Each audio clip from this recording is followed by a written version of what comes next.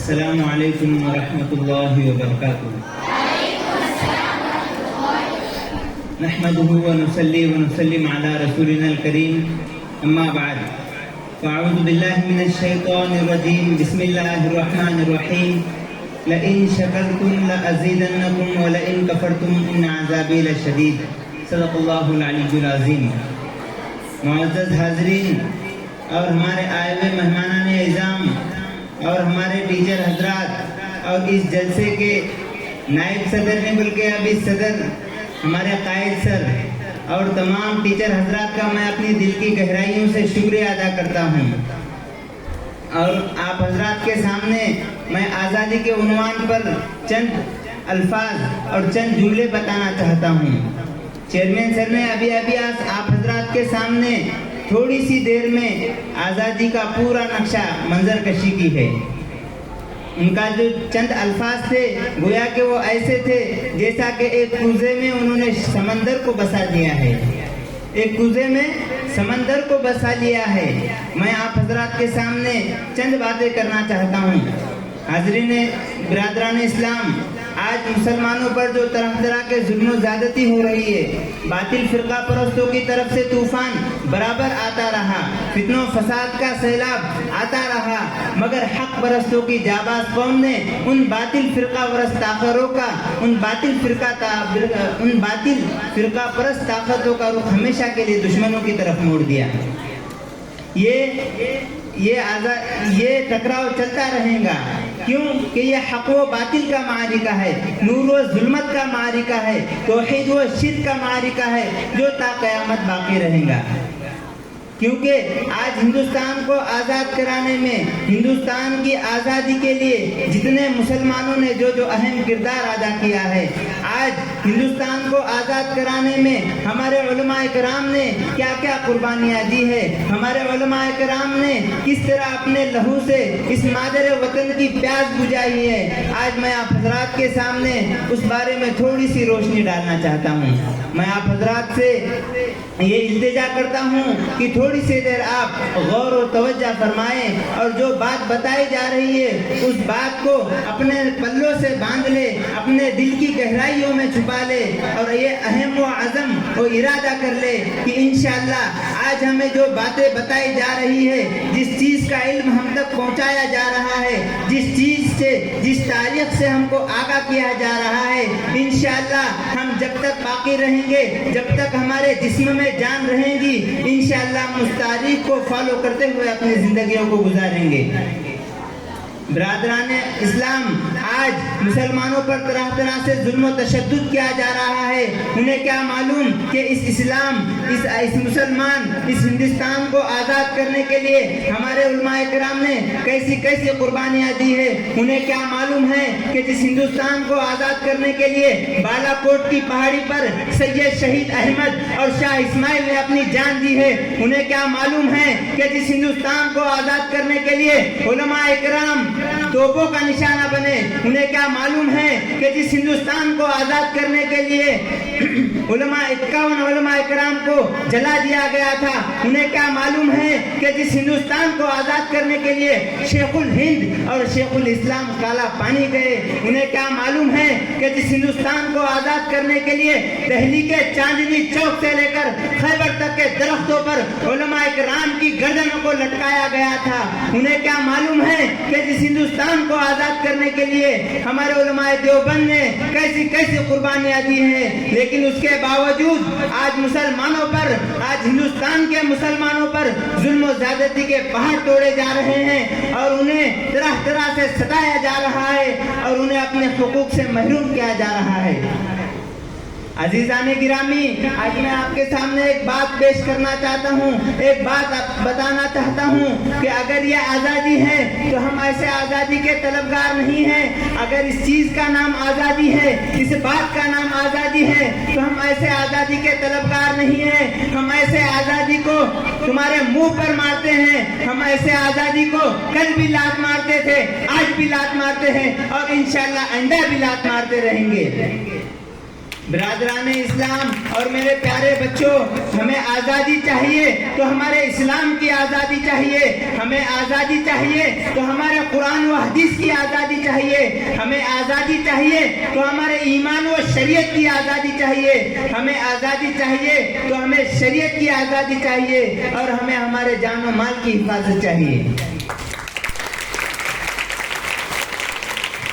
عزیزان گرامی, اور میں آپ حضرات کے سامنے ایک اور بات پیش کرنا چاہتا ہوں کہ آج ہمارے ہندوستان میں رہنے والے مسلمان طبقہ اور دیگر لوگ آج آزاد, بظاہر تو آزاد ہے, بظاہر تو اپنے آپ کو آزاد محسوس کرتے ہیں, لیکن اندرونی اعتبار سے ہم سب انگریزوں کی غلامی میں پڑے ہوئے ہیں, ہم سب انگریزوں کی غلامی میں پھنسے ہوئے ہیں. ہمارے اندر مائنڈلی جو ٹارچرز ہے وہ اس کو ختم کرنا ہے. آج ہم اپنے آپ کو آزاد کہتے ہیں, لیکن ہم انگریزی تعلیمات, انگریزی قانون, انگریزی رویوں کے گھیرے میں جکڑے ہوئے ہیں. یہ موبائل, ہمیں یہ موبائل جو ہے, موبائل سے جو ہم استعمال کرتے ہیں, موبائل کے جو ہم عادی ہو چکے ہیں, یہ ہمارے لیے انگریزوں کی غلامی ہے. آج ہمارے نوجوان بچے اپنی پوری زندگیوں کو اس موبائل کے پیچھے کھپا رہے ہیں. یہ ہمارے لیے بہت افسوس کی بات ہے. آج ہمارے اندر وہ جذبہ ہونا چاہیے, آج ہمارے اندر وہ تعلیم ہونا چاہیے, آج ہمارے اندر وہ شعور ہونا چاہیے جو ہمارے اکابرین نے اس ملک کو آزاد کرنے کے لیے, اس ملک کو آباد کرنے کے لیے جو قربانیاں دی ہیں, جو ہمیں اتنے آسانی سے یہ ملک پہنچا ہے, جو اتنے آزادی سے ہم آج آزاد ہے, ان قربانیوں کو ہمیں یاد کر کے, ان قربانیوں کو محسوس کر کے ہمیں اپنی زندگی گزارنا ہے. ہمیں کب معلوم ہو سکتا ہے, ہم اس بات کا اندازہ کب لگا سکتے ہیں, ہمیں کب معلوم ہوگا کہ ہمارے اکابرین نے کتنی قربانیاں دی ہے, ہمارے اکابرین نے اس ملک کو آزاد کرنے میں کیسی کیسی قربانیوں کو پیش کیا ہے. جب ہم تاریخ کا مطالعہ کریں گے, جب ہم اپنے اکابرین کی تاریخ کو پڑھیں گے, تب جا کر ہمیں محسوس ہوگا کہ ہمارے تاریخ کو آزاد کرنے کے لیے, ہمارے اس ہندوستان کو آزاد کرنے کے لیے ہمارے علماء کرام نے کتنی قربانیاں دی ہیں. میں آپ تمام سے ایک بات کہنا چاہتا ہوں کہ آپ ابھی ایک چمن کے چھوٹے سے پودے ہیں, آپ ایک چمن کے ایک باغ کے چھوٹے سے پودے ہیں, اور جب پودا چھوٹا ہوتا ہے, ایک درخت چھوٹا ہوتا ہے, تو اسے کسی بھی سمت میں ڈھالا جا سکتا ہے, اسے کسی بھی رخ پر موڑا جا سکتا ہے, لیکن وہ پودا ایک وقت کے بعد, ایک مقام کے بعد جب درخت بن جاتا ہے تو اسے کوئی سمت موڑ نہیں سکتے. اگر اسے موڑنے کی کوشش کی جائے تو وہ ٹوٹ جاتا ہے. میرے پیارے بچوں, آج ہم تمام کو چاہیے کہ ہمارے اندر ایمان و اسلام کا جذبہ ہونا چاہیے. آج ہمارے اندر ایمان و اسلام کے جذبے کے ساتھ ہمارے اکابرین کی قربانیوں کو یاد کر کے, ہمارے نبی پاک صلی اللہ علیہ وسلم کی قربانیوں کو یاد کر کے ہمیں اپنی زندگی گزارنا چاہیے. اور یہ جو تعلیمی سلسلہ ہے, یہ جو تعلیمی زندگی سے ہم رواں دوا ہیں, میں آپ حضرات کے سامنے ایک بات پیش کرنا چاہتا ہوں کہ آج ہمارے لیے جو موقع اللہ میاں نے فراہم کیا ہے, اللہ تبارک و تعالیٰ نے آج جو ہمارے لیے اس موقع فراہم کیا ہے, وہ ہمارے لیے بہت بڑی خوش نصیبی کی بات ہے. اللہ تبارک و تعالیٰ نے آپ حضرات کے سامنے, آپ حضرات کے لیے کتنے بہترین اسکول کا انتخاب کیا ہے. اللہ تبارک و تعالیٰ نے آپ تمام کے لیے کتنے بہترین ٹیچر حضرات کا انتخاب کیا ہے. اب آپ حضرات کی ذمہ داری ہے کہ آپ ان اللہ تبارک و تعالیٰ کی نعمتوں کا شکر ادا کریں. ابھی میں نے پہلے قرآن پاک کی ایک آیت تلاوت کی تھی کہ لئن شکرتم لازیدنکم ولئن کفرتم ان عذابی لشدید. اس کا ترجمہ, اس کا مفہوم, اس کی تشریح یہ ہے کہ اگر تم میری نعمتوں کا شکر ادا کرو گے تو یقیناً ضرور میں تم کو زیادہ دوں گا, اگر تم میری ناشکری کرو گے تو یقیناً میرا عذاب بڑا سخت ہے. تو انشاءاللہ ہم سب اللہ تبارک و تعالیٰ کی نعمتوں کا شکر ادا کریں گے. پیچھے والے انشاءاللہ. اور دوسری طرف آج ہم ہندوستان کی آزادی کا 76واں سالہ جشن آزادی منا رہے ہیں. 76 سالہ دور حکومت نے, ارباب حکومت نے ہندوستان کے مسلمانوں کے ساتھ کس طرح غیر مساویانہ رویہ اختیار کیا تھا, اور کیسے کیسے ظلم و استبداد کے ہتھیار استعمال کیے تھے, جس کی درد بھری داستان سن کر کلیجہ منہ کو آنے لگتا ہے, زبانیں گنگ ہو جاتی ہے, پاؤں تلے زمین کھسک جاتی ہے.